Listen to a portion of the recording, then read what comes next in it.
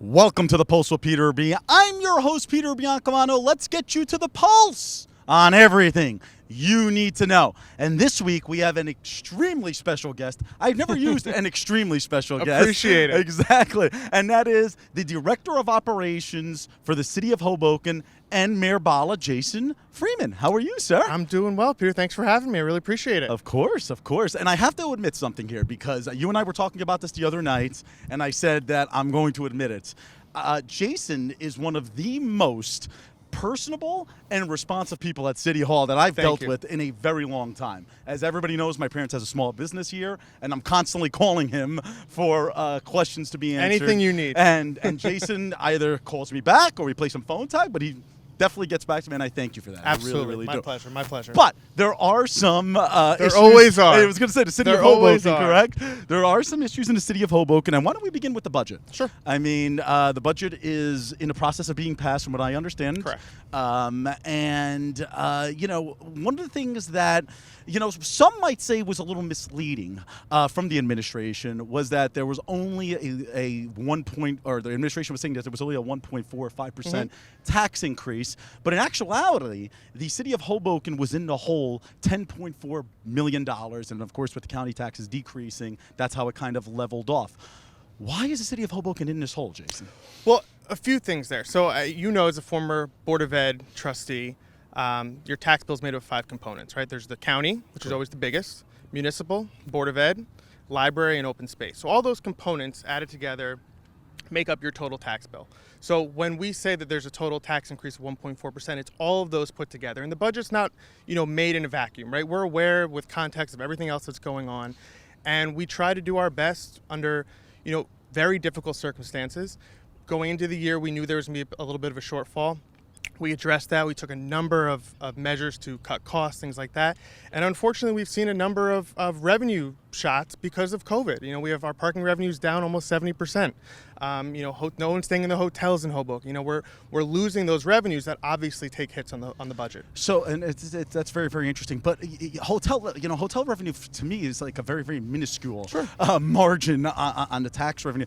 Now, you mentioned COVID. So earlier this year, before COVID was even a thought, well, COVID was a thought in Wuhan, but not in the United States. The administration made an announcement, or there was speculation out there that 80 municipal employees were going to be laid off because of a budget hole. Yeah. So obviously COVID made it worse, which every municipality is facing that.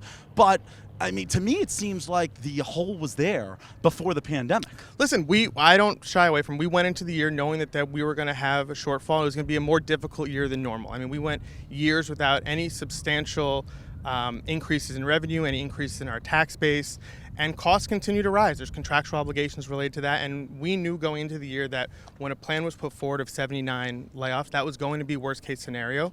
We got that down. We worked really hard. I give the mayor a ton of credit. He took a lot of time trying to mitigate that impact. We got it down to 10 layoffs, and one person, unfortunately, was bumped to a part-time position. Since that, we've already hired back 2 people. We offered another position to someone else. So, again, one of the hardest things I've ever had to do professionally was tell someone we had to lay them off, especially during these circumstances. But being cognizant that we tried to mitigate that impact the best we could, recognizing also that we're stewards of a budget for 55,000 people. And it's important for us to be cognizant of that. All right. Now let's talk about bonding a little. Sure. Because I felt the previous administration, Mayor Zimmer's administration, and of course Mayor Bala was part of it. He was a councilman that ran with her.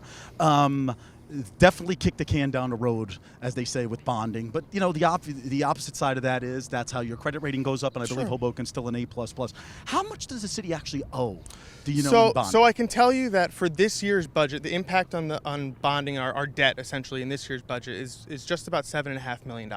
So you're talking about 5% of the overall budget. It's not it's not huge. Okay. Not huge. Okay. And we've worked on ways to try to keep that pretty stable so it doesn't impact. When you look to bond, you're talking about substantial substantial projects. You're talking about the Northwest Park. You're talking about that's a project that's not only going to be Hoboken's largest park. It's also, we saw some tough storms the last 2 weeks. This is going to be a way to hopefully really offset a lot of that flooding, because we have million gallon retention tanks in that park. So it's about setting your priorities, understanding that it's not necessarily kicking the can down the road. It's about making a kind of a smart investment in the community. And for the future. It's funny you mentioned that. You mentioned these storms that we had in the past few weeks. And again, there are, critics of the administration, because the administration came out after that and said, well, these are, 50-year storms. But 50-year storms happen 2 weeks in a row. Sure. I think I didn't mean to cut you off. No, but, no, it's please, important. please, yeah. The context of 50-year storms is basically, it's a little bit antiquated in the sense that it's a conversation of the measurement of the kind of rainfall and water we've had, right? So yes, it's concerning when you look at climate change and you look at that. That's a cause of it, and we're seeing those happen more and more frequently. You've been here a very, very long time, yeah. right? You know that Hoboken floods. It's an unfortunate part. It's a long-term problem. If there was a short-term quick solution, we would find it. It's a long-term solution. We're making those investments, and I think that you're going to see the fruit of that labor hopefully sooner than later. I understand what you're saying. Now, another thing you mentioned was about the Northwest Park, you Sure. know? And I think there is a difference between wants and needs, because, we spoke at length about this on the Pulse, about the Union Dry Dock and how the city's trying to eminent domain it to create a public park and then a Northwest Park.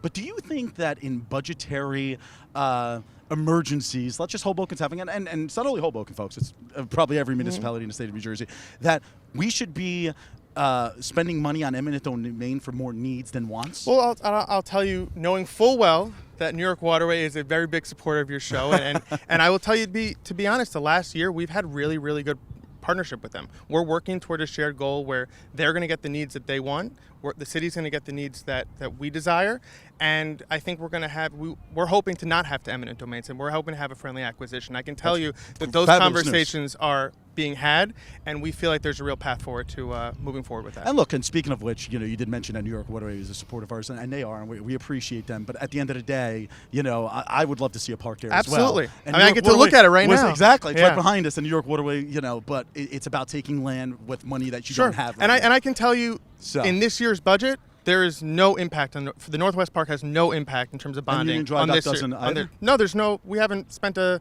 dollar And on that's acquiring that fabulous park right news there. to hear, folks, So. because we don't want to eminent domain that. Jason, moving away from the budget, and thank you for your sincere answers there. But the political climate in Hoboken. As you know, we've had councilmen on here. We've had plenty of councilmen on in the past, and I asked the same question. For a person like you, who I think is very down to earth and a really, really good guy, he's unbelievable. Thank you. How do you deal in this political climate? Sure. Go ahead. The political climate in Hoboken, I think everyone knows it's a full contact sport, right? And I love politics. I grew up in politics. I majored in political science. I enjoy it. The politics are not what make my job difficult, right? What makes the job difficult are when people aren't necessarily in it for the right reasons, right? It's very easy to feign concern about the budget and then have council members who have been on the show then not show up to those budget workshops. It's hard for me to really take their concern seriously when we're going to have a conversation and talk about it and they unfortunately don't show up.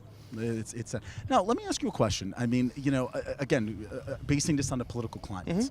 I feel, and again, this is just an opinion of mine and others, critics would say that when a council majority comes up with an agenda item or something like that, that the Bala trio, as they say, and I hate, using stereotypes for people or tags for people, I should say, but the three council people who normally support the mayor and who had the mayor support, they kind of just shoot it down without actually vetting it. Do you think that politics is being played by the administration as much as the council majority? I personally don't feel so. I think a lot of the things that move forward or that are presented, unfortunately, aren't vetted by the council members that are necessarily presenting them, right? So we're offering an opinion. A perfect example of it was the streeteries and parklets.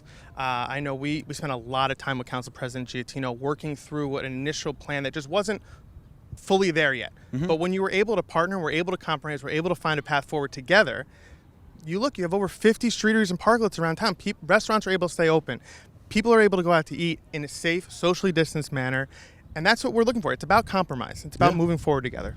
Well, Jason Freeman, our Director of Operations for the City of Hoboken, thank you for coming on. My pleasure. I'm really we spoke glad. about this privately the other night, but I mean, I felt with the previous administration that there wasn't open communication with people who were not politically aligned with them, and I think that's the opposite with Jason and John Allen, and I'm dropping names now. I better stop, and VJ and everybody else. So thank you for coming on. We want you on again in the future. We'll okay? make it happen. All right. Jason Thanks, Freeman, Peter. Director of Operations, City of Hoboken. Folks, we will be right back. Thinking about a family vacation or class reunion? Are you stressed over whether or not you should take a vacation? M-Share Family Fun Travel is a full-service travel agency specializing in family and group travel, dedicated to ensure you're provided with the right options to meet your travel needs. I'm Dottie Smith, and I've been servicing clients in New Jersey, Philadelphia, Florida, and California. So I'm here to help you make your travel experience a memorable one. M-Share Family Fun Travel. Cherish today for tomorrow's memories. Welcome back to The Post with Peter B. I'm guest host John Smith, and I'm here with MMA industry insider Matt Davies. Matt, how are you? I am super. That's awesome. So, Matt, you know what? We're going to jump right into it. Huge news from last week. 53-year-old Mike Tyson, former world heavyweight champion of boxing, is making a return. This is crazy. It is absolutely crazy. We've talked about the return of the UFC. We've talked about bare knuckle coming back, all these sorts of things. Out of all of it, I don't think I ever expected 53-year-old Mike Tyson to say, you know what, I'm going to fight one more time. And you know what? When I heard the news, I thought it was just like one of those things where, you know, okay, people are talking on social media, but when the news finally dropped, I was surprised and excited. And, you know, it's only an 8-round exhibition match, but he's going against former middleweight champion Roy Jones Jr., which he's as well as 50 years old. So it will be interesting. Yeah, I mean, it's a crazy fight because even though Roy Jones Jr. always fought smaller than what Tyson did, he fought in 2018, was his last fight. Mike Tyson hasn't fought since 2005. Now, it gets to a point where when you've had that much experience and that many fights, you don't forget. It's like riding a bike.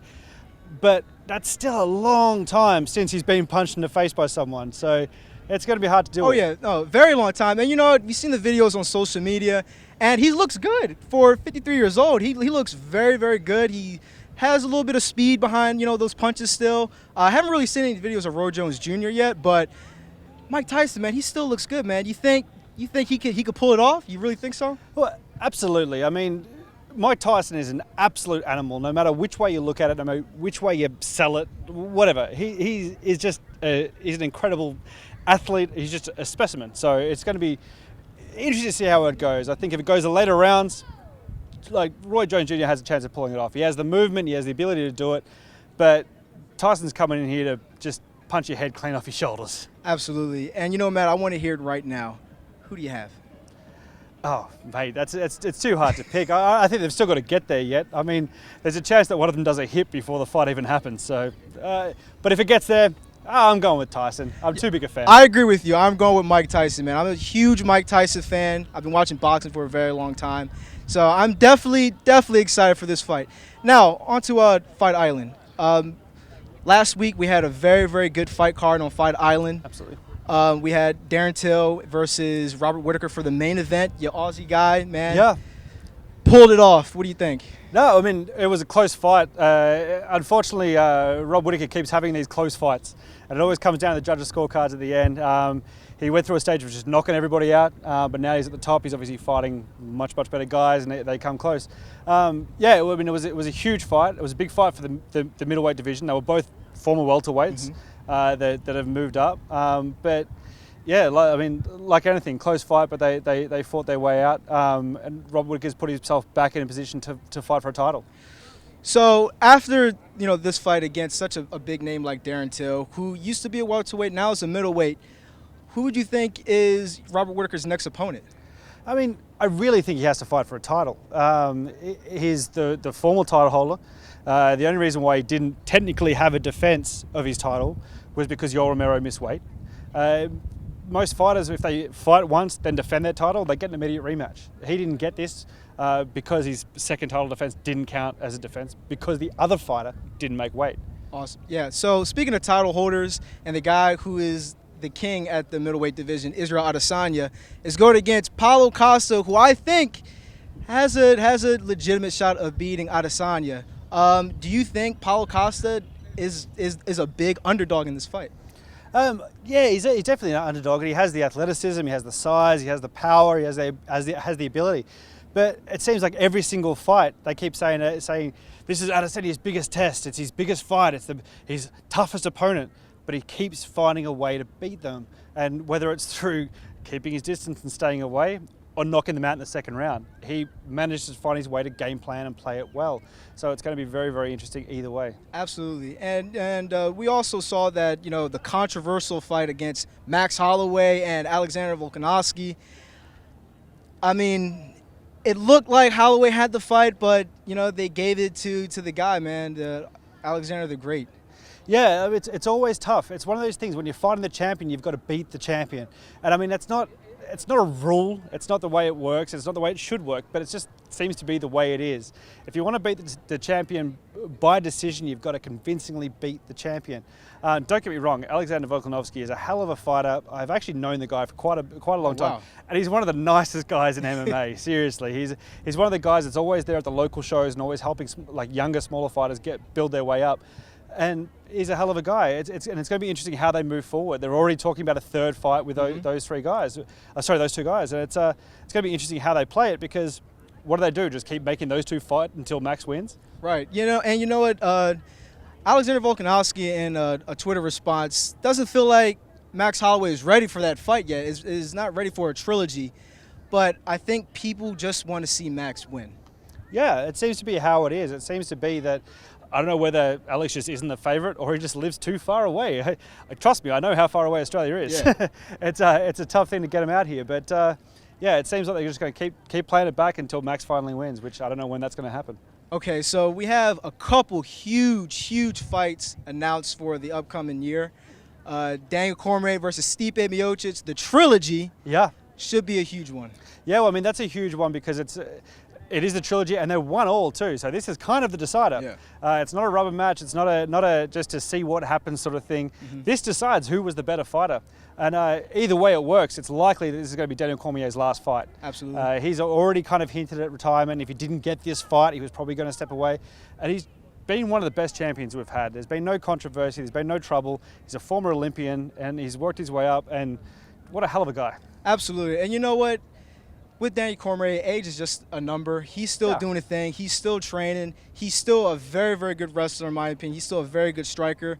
Last fight, the second fight against them both, he did get gassed towards the ends of the round, and Miocic just went to work on his body. Yeah.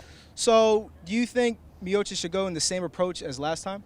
Well, I mean, that's not up to me to say, it's up to his corners, but I genuinely think that Stipe Miocic is one of the smartest fighters we have in the UFC in general, but definitely as a heavyweight, he's one of the best athletes and one of the smartest fighters we have. So it's going to be very interesting to see how he approaches this, but they'll game plan well, and he'll just play it out. He's a very smart guy. And speaking of really, really big fights as well, Khabib Nurmagomedov is going against Justin the Highlight Gaethje for the first time. This is a huge lightweight bout. Yeah. Well, it's going to be a great fight, considering everybody spoke about Tony Ferguson being Khabib's kryptonite, being the one that could finally dethrone Khabib, being the one that could finally beat him, finally challenge him, finally offer up something good. And Justin Gaethje stepped in there and destroyed him, just systematically broke him down until he couldn't fight anymore, or until the referee decided for him that he couldn't fight anymore. So this is going to be a super fight, and honestly, I'm with Gaethje on this one. And Khabib being, in my opinion, one of the best grapplers in the world right now. He's definitely the best grappler in the UFC.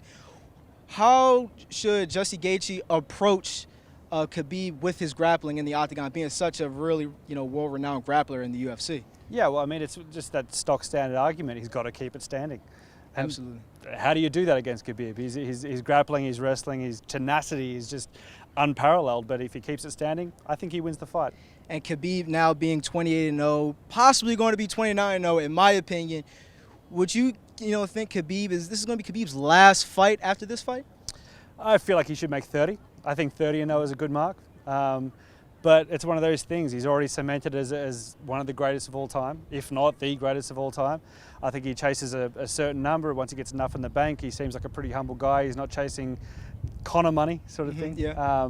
But I still think that part of him that wants to come back and maybe beat a Conor one more time, maybe fight a GSP, which I hope doesn't happen. But I think if that's he wants at least one or two last sort of legacy fights, I guess. Okay. Well, Matt, we are running out of time, and thank you so much for having me. This is my first time on the show, so Wait, never missed a beat. You're doing well. Thank you so much. We'll be right back. Thinking about a family vacation or class reunion? Are you stressed over whether or not you should take a vacation?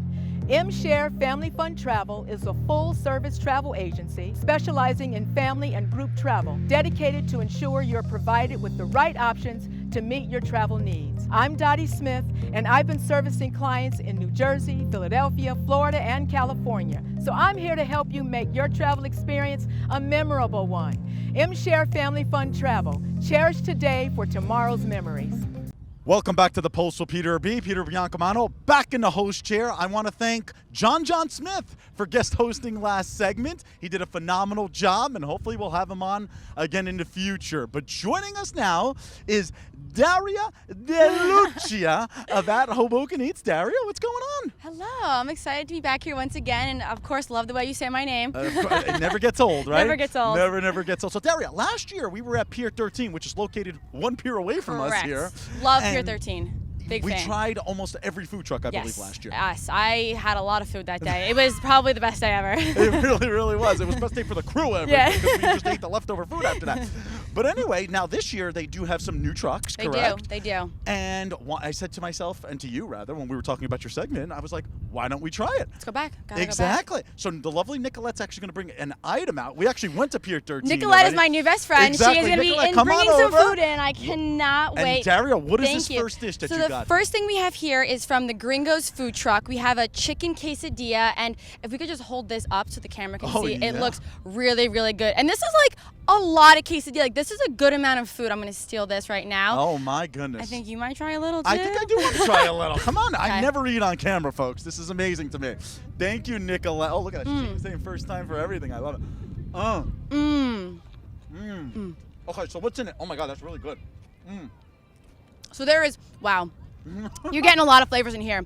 First of all, the first thing I notice is the spices. I'm not even gonna guess, but the spices are absolutely delicious on the chicken. Then you have peppers and onions and cheese inside, and then pico de gallo, and I want to say some kind of crema on top.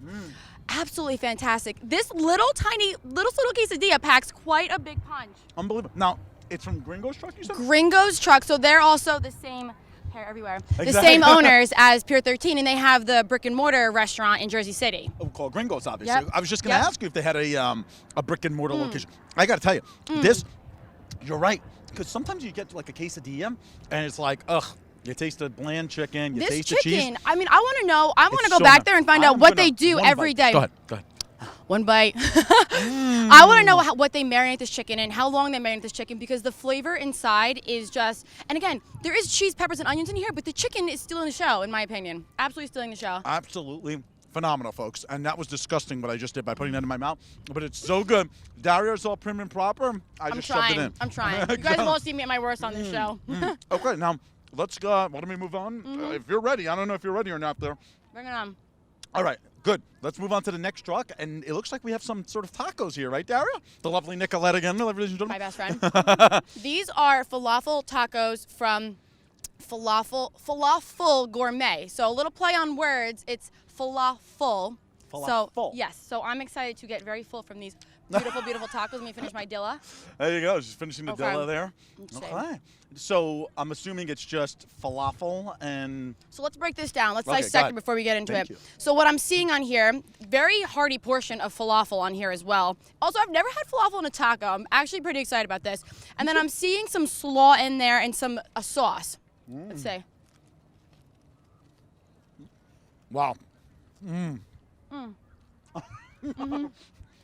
Wow. Folks, it is a skill eating a taco and a quesadilla. One-handed. And holding a microphone. With your hair blowing. With your hair blowing, yeah. I don't have that issue, but...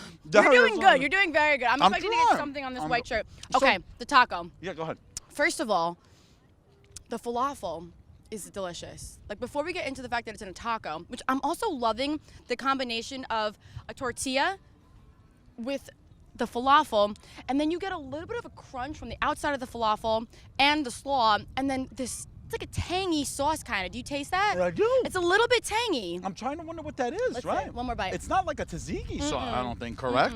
Oh, I'm spilling it. The seagulls are going to have fun. The Canadian geese, which are an issue in Hoboken, are going to have fun. This is definitely more of a simpler dish in the fact that you have your, like the falafel is what steals the show. It's phenomenal. You put it in a taco, you make something completely different. I love it. And does the falafel, I'm going to say there's hummus in here. you know what? That's what I taste. I can actually see it. Do you think like the sauce is hummus? I think it's hummus. I don't even know. I think it's Greg, hummus. I mean, get a zoom in on that if you can. And if you can see the colors too. Look at the colors in there with the purple slaw and the Well, that's like the falafel. right? Yep. Exactly. Yeah. I All love right. that. Before we get to the next one, we might have to put these might have down to because put I these don't ones know down. if Daria's I going to know. be. So now, falafel Falafel is gourmet. Gourmet. It's just a truck, no brick and mortar. Not that I haven't seen it. Not that I'm aware of. Not Okay. that I'm aware of. So I think the best bet is for everyone to make sure you get to Pier 13 To and Pier try the 13 truck. and try it out. Thank you, Nicolette, thank you. my I God, can't wait not to only she's finish serving us, that. she's also taking our leftovers. She's unbelievable. All right, so now the last truck that we got something from. Burritos food truck, and we have a Chipotle chicken burrito. Now, if I can do all of this one-handed, this is really a big skill. Okay. Oh my goodness, look at Okay, this, folks. So Okay, first of all, we're gonna get in here. I'm good on this one. Yeah, he's gonna make me look like I'm a gonna fool on make her camera. look like a fool. So what we have here is, so again, Chipotle chicken, beans, rice, peppers, Is onions. that a cauliflower? No, I think this is rice. Oh, it's right. I think we got a bunch of rice. What am I? You might need to try Oh, it. we Bean got down. Bean Fine, we'll down. leave it. Bean All down. right. It's on the leg. Don't worry. This is going to be a very cute site. Everyone, please bear with me. All right, so now, and we want to thank our wonderful production assistant Mm. who got us this food before. We used to have to go truck to truck. That's Nicolette and John. Thank you Mm. so much. Okay, talk to me. I have food on my face. I have beans on my lap. What? It's just another segment on the Pulse. Just another segment on the Another Pulse. day in my life. This packs. Oh, We have another chicken down. This packs a lot of punch. The Chipotle chicken has a very, very nice kick to it. Not too spicy, but excuse me, a little bit of kick. The rice has a nice kind of binds it all together. The beans are a perfect addition to this, and the peppers and onions also. They're kind of picking up that Chipotle vibe from the peppers and onions are picking up the Chipotle from the chicken. That's a tongue So twister. it's interesting. This is two Mexican cuisine trucks on the pier, correct? Yep. But they're not. They are not. They Not are not same one and the owners, same. not- Nope. yeah, okay. And Burritos is more. I want to think we'll play off the name of burritos a little bit more, where Gringos does kind of play up. We had a quesadilla, but I've always gotten tacos at Gringos too. They have fantastic tacos. Okay. So this is absolutely amazing, and it's thick, like THICC thick. Like you're getting a good sized burrito from this food truck. And Daria, I have to ask you before she digs into another bite. I'll make sure she chooses. Look at this. She's even getting napkins on there. I love it. Thank you. So I have to ask you about this now. So you were at Pier 13 last week. Is it different with the social distancing? Yep, and very so on? important thing to touch on. So we waited in a bit of a line to get in with masks on. They're definitely keeping it to like the 2-hour max time. All the tables are separated. You can get up to go to the bathroom, but there's no like getting up to socialize anymore. It's there's waiters that come to your table to serve you your drinks, and you can Can pay you with go to cash the now. food truck I mean, you can still? pay with card now too. Can you go to the It's a food big thing. trucks and bring food back? I didn't see anybody doing that. I'm not sure. I do not want to speak to that Okay. because I didn't see people doing that. Well, Daria, we're going to make you finish that because, and what better, eating on a pulse today, baby. All right, I'm Daria so happy. Deluccia of At Hoboken Eats, thank you for joining us. Thank you. Very great to be And here. we're going to have a surprise for the audience in a few weeks. You're not going to want to miss it. Daria knows, but stay tuned to our social media platforms because we're going to be doing something fun. You Thanks guys again. are always up to fun. Exactly. Folks, join us next week for the Pulse on everything you need to know. Have a great week, everybody. Thinking about a family vacation or class reunion? Are you stressed over whether or not you should take a vacation? M-Share Family Fun Travel is a full-service travel agency specializing in family and group travel, dedicated to ensure you're provided with the right options to meet your travel needs. I'm Dottie Smith, and I've been servicing clients in New Jersey, Philadelphia, Florida, and California. So I'm here to help you make your travel experience a memorable one. M-Share Family Fun Travel. Cherish today for tomorrow's memories.